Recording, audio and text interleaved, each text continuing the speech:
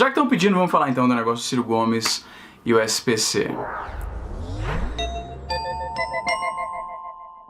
Eu acho que é perceptível, tentando evitar esses assuntos mais polêmicos, mais controversos, que polarizam, né, que enfatizam as nossas diferenças, as formas como a gente diverge um do outro, ao contrário de conteúdos mais de boa, né, coisa de nostalgia, game, revista antiga de videogame, de computador e tal, porque essas coisas, elas enfatizam aquelas coisas que nos unem, que nos trazem pra perto uns dos outros. Eu acho que no geral é uma participação mais positiva da sua contribuição na internet. Quando você posta coisa que mais nos une do que nos divide, eu acho que, eu falo isso com experiência, a sua estadia na internet é um pouco mais leve, é um pouco mais de boa, né? Mas eu acho que isso é um assunto interessante. Eu quero deixar logo claro, que não deveria ser necessário, mas eu vou deixar só pra aqui, né? Eu não sou economista, não sou cientista político, não sou especialista em coisa nenhuma, e esse é um dos motivos pelo qual eu não tava muito interessado em dar minha opinião de forma oficial num vídeo e tal. Mas eu acho que vale a pena alguns certos pensamentos aqui que eu tava tendo. Então, basicamente, há algumas semanas, o Ciro Gomes falou num debate na TV com os outros presidenciáveis que um dos planos dele, não é a única medida dele, né, não é a única campanha dele, não é só isso, mas ele enfatizou bastante a ideia de tirar o nome dos pobres do Brasil do SPC, Serviço de Proteção de Crédito. De acordo com o Ciro Gomes, e isso é embasado com documentos oficiais do próprio SPC, tem 63 milhões de brasileiros endividados. É uma parcela grande da população. O Ciro Gomes usou um dado meio errado nas outras vezes que ele falou do assunto, porque ele falou que a dívida média dessa galera é de R$ 1.400, mas na verdade, de acordo com o documento oficial do SPC, é de quase R$ 3.000, ou seja, circula uma dívida comercial no Brasil, vamos dizer assim, né? Pessoas que... dívida de comércio mesmo, as pessoas vão indo comprando coisa no crédito e não estão pagando, de mais ou menos 180 bilhões de reais, né? 63 milhões vezes 3 mil reais, em média cada um deve, 180 bilhões de reais. É uma grana. Eu acho, pessoalmente, que o Ciro Gomes prometer isso é mais um populismo do que uma medida viável, economicamente falando. Novamente convido os amigos economistas para darem uma opinião contrária, talvez me ajude a entender isso aí de outro ângulo que eu não tô vendo, mas como é que eu compreendo isso, né? O meu background é de física, eu cursei física na Universidade Federal do Maranhão, não me formei, porque eu vim morar no Canadá, mas muito do que eu penso é voltado para esse lado de interpretar como a gente interpreta certos conceitos da física. Como, por exemplo, termodinâmica. Eu sempre vi a economia muito como termodinâmica, no sentido que dinheiro, assim como energia, ele não pode ser simplesmente criado. Quando você simplesmente cria dinheiro, como, por exemplo, imprimir mais dinheiro, você acaba quebrando a economia porque sempre dá errado. Então o dinheiro, naturalmente falando, né, como é que funciona? Ele é transformado de uma coisa para outra. Você transforma o seu tempo, a sua energia, o seu trabalho, aí você fica lá 8 horas no escritório, né, no expediente, e aí alguém vai e transforma aquilo em dinheiro para você. Por que essa analogia é útil para entender mais ou menos como é que funciona a dívida? Porque a dívida, ela funciona mais ou menos como um dinheiro negativo. Quando você se endivida, você vai numa loja, por exemplo, aí você tem lá o seu cartão de crédito ou um crediário na loja, aí você fala, quero levar isso aqui e coloca aí, sei lá, R$1.000 negativos que eu vou ter que trazer e dar pra você, né? Vou pegar aqui o negócio, levar pra casa e aí fica aí menos R$1.000, né? Dinheiro negativo. Agora que esse dinheiro negativo foi criado, porque basicamente é isso que o crédito faz, ele cria dinheiro negativo, alguém tem que pagar. De alguma forma alguém vai ter que pagar. A menos que o cara perdoe a dívida e diga, não quero mais, esse rombo, esse buraco tá lá e tem que vir de algum lugar. Não dá pra você simplesmente apagar o dinheiro negativo. Essas ideias de refinanciar e tal, muita gente acha que isso é uma solução mágica, que simplesmente resolve o problema, mas não é. Alguém vai ter de alguma forma que pagar por aquilo. E quando você assume a dívida de outra pessoa, você tá basicamente confiando que essa pessoa vai dar um jeito de pagar. Quando o banco refinancia a dívida, o banco tá dizendo pra loja, ó, relaxa, que agora sou eu que tô dando a garantia que isso aí vai ser pago.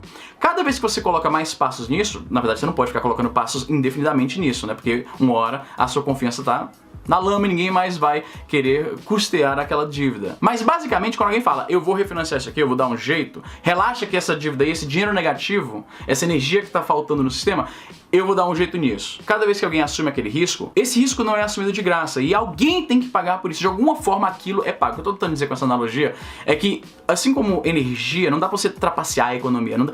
vai ter que sair de algum lugar. Alguém tem que pagar por aquilo e sempre que alguém diz, relaxa que eu dou um jeito nisso aí, de alguma forma ele tá tirando um lucro naquilo. Alguém vai ter que pagar por aquilo. Na minha opinião, essa medida de dizer para o Brasil inteiro, olha, você relaxa que eu vou dar um jeito nisso, eu vou tirar seu nome do SPC, tem mais a ver com populismo do que com uma medida realmente viável de economia. Eu vejo novamente como um leigo, como alguém que está de fora desse negócio, algum amigo economista pode talvez elaborar de forma mais detalhada, mas na minha opinião isso aí não parece tão válido. Até porque se a gente para pensar, beleza, o cara não tem mais o nome no SPC. A única coisa que isso mudou na vida do cara, a renda dele tá a mesma, se ele tá empregado ou talvez desempregado, que é pior, o que tá entrando de dinheiro tá o mesmo pro cara. A única diferença agora é que ele voltou a ter crédito, ele vai poder voltar e se endividar novamente.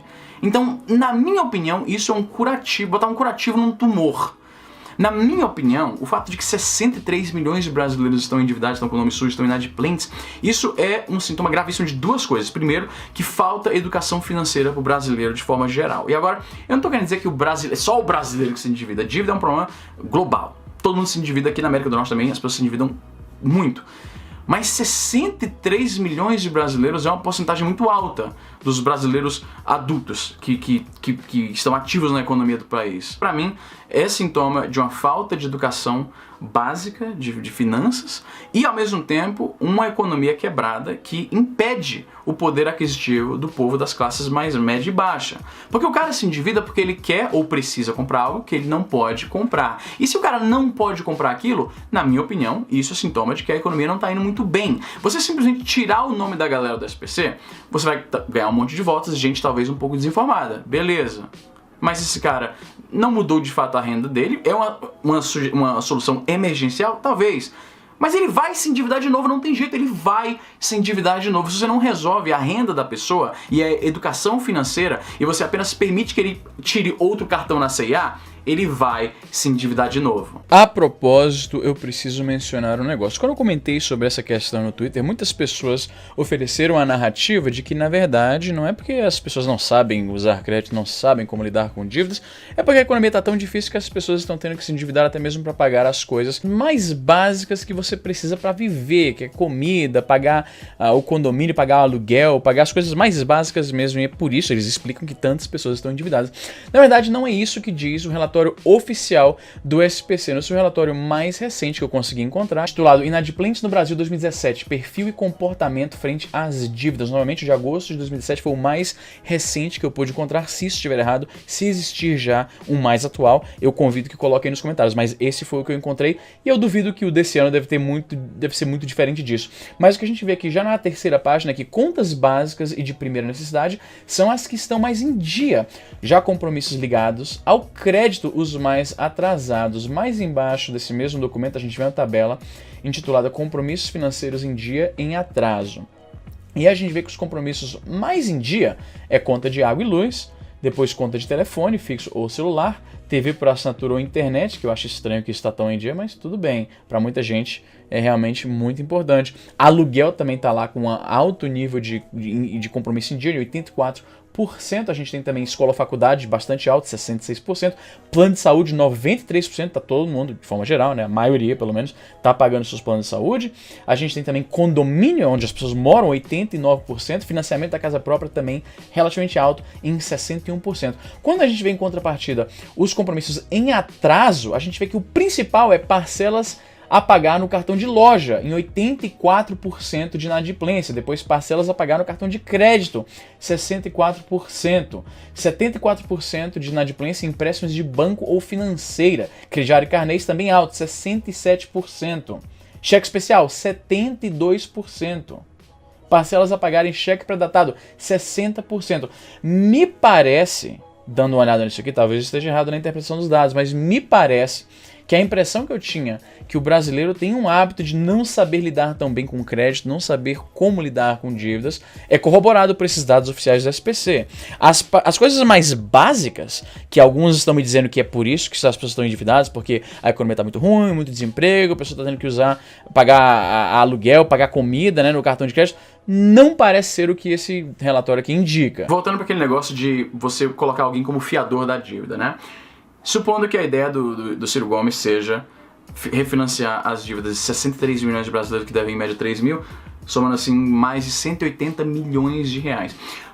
Para todo esse dinheiro negativo, né, esse rombo ser refinanciado, o governo vai ter que dizer: relaxa, que eu garanto isso aí. Pode voltar a dar crédito pro cara, tira o nome dele, a gente vai garantir isso aí. Eu sei que não está se dizendo, vão tirar todo o dinheiro das reservas econômicas do Brasil e pagar essas dívidas de todo mundo. Eu sei que essa não é a ideia. Mas na prática, quando você garante esse dinheiro que está faltando usando o seu dinheiro, é como se você estivesse fazendo isso. Eu vou dar uma outra analogia. Digamos que você deve R$1.000, né? Você deve R$1.000 pra algum comércio aí. Eu vou e falo, Marcelo, só pra dar um susto nos Marcelos que estão vendo o vídeo, eu falo o seguinte, Marcelo, relaxa, eu vou falar lá com o cara, ele vai limpar a tua barra, você não vai dever mais nada, e aí eu vou dar um jeito, vai refinanciar, bota no meu nome, eu vou me responsabilizar. Eu não tô tirando R$1.000 do meu bolso aqui na hora e dando ali, certo? Mas é basicamente a extensão lógica do que vai acontecer se isso não for pago. Eu colocar o meu nome pra cobrir o rombo de um cara que já é inadimplente não é uma estratégia econômica muito boa. Novamente, eu entendo que tem gente que precisa, tem gente que está endividada até não consegue fazer mais nada e tal. Eu entendo isso, que é uma medida emergencial e tem o seu valor nesse aspecto. Mas você consegue, eu quero que alguém consiga me convencer que isso não é um curativo num tumor. O câncer, na verdade, é uma economia horrível que faz com que as pessoas fiquem endividadas dessa forma. Então, eu não sei, talvez, como eu falei, a minha visão seja limitada. Eu não moro no Brasil, eu estou bem distante da situação econômica no Brasil, então, e eu não sou economista. Mas, a meu ver, na minha forma limitada de ver as coisas, me parece que seria mais importante focar em reforçar a economia para as classes mais baixas, aumentando o seu poder aquisitivo, e não apenas de forma ilusória, que é dando crédito. Porque olha o que acontece quando você dá crédito feito doido, né? Foi isso que causou a crise de 2008, lá dos subprimes nos Estados Unidos. Ficar dando crédito alucinado para todo mundo, uma hora, esse dinheiro negativo, voltando para aquela analogia da termodinâmica, isso não some. Você pode refinanciar, você pode alguma pessoa chegar como garantia, não some. Alguém tem que pagar isso aí no final das contas. Alguém vai ter que pagar isso aí, não tem jeito. Essa ideia de que, só refinancia. Porque eu vi muitas pessoas assim, respondendo assim, não, Easy, é só refinanciar. E pronto. Não, mano, não é assim. Não é tão simples assim, refinanciar uma dívida de 180 bilhões de reais para pessoas, 63 milhões de pessoas, que vão, provavelmente, imediatamente, voltar a comprar coisas no crédito. E aí? E aí quando eles tiverem no SPC de novo, o que faz? Vai refinanciar de novo, tira o nome do SPC de novo e o governo vai simplesmente garantir mais dívida indefinidamente? Isso pra mim soa como pagar um cartão de crédito com outro. E aí pagar esse com o terceiro. E aí pagar esse com o outro. Não é assim também, velho. Eu sei não. Enfim, o que você acha? Eu sei que tem muitas pessoas que assistem meu canal que são muito mais iluminadas nesse assunto que eu, que manjam disso, que são formados na área, que trabalham na área. Então, eu convido essa galera pra... Talvez eu esteja errado. Talvez tenha alguma coisa que eu não tô entendendo. Talvez tenha algum ângulo que eu não vi. Então, eu convido vocês a se manifestar aqui nos comentários. Mas, na minha opinião, como eu falei, talvez... A maior importância dessa plataforma do Ciro Gomes é que trouxe à consciência popular o fato de que, mano, 63 milhões de pessoas estão endividadas, essa galera não está sabendo lidar com crédito e essa economia precisa de uma solução urgente. E eu não sei se basicamente hipotecar a nossa própria economia a 180 bilhões de reais para cobrir esse rombo resolve o problema. O que vocês acham? Como sempre, coloquem aí embaixo nos comentários. É isso aí, gente, eu vou ficando por aqui. Tentem não tretar, hein? Eu tô dando ficar longe de tretas. Me perdoem se eu usei algum espantalho, se eu desrespeitei a opinião das pessoas que pensam de forma diferente. Eu não tive a intenção. Ok? É isso aí, gente. Até a próxima.